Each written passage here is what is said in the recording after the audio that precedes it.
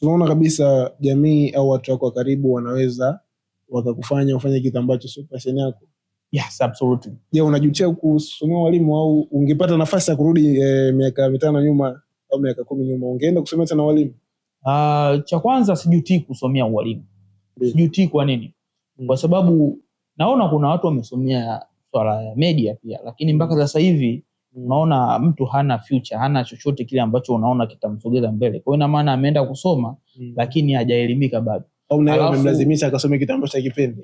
Alafu mimi hapa nimesoma education upande wa ualimu na sasa hivi nafanya hichi kitu ambacho naona kiko sahihi kwa upande wangu.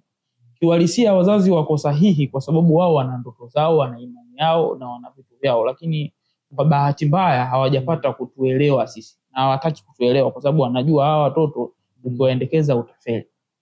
Kwa hiyo tunaona kabisa kwamba mtu anaweza akawa na skills lakini asiwe na passion ya kitu. Lakini pia anaweza pia akawa na passion lakini asiwe na skills. Kwa mfano kama wewe ambavyo una skills ambao umesomea kwa mwalimu lakini hauna passion kwa mwalimu. Lakini pia kuna mtu ana passion na kitu lakini hana skills. Na mimi huko mtaani kuna vijana wengi wanapenda kujifunza hii industry lakini hawajipo kuanzia.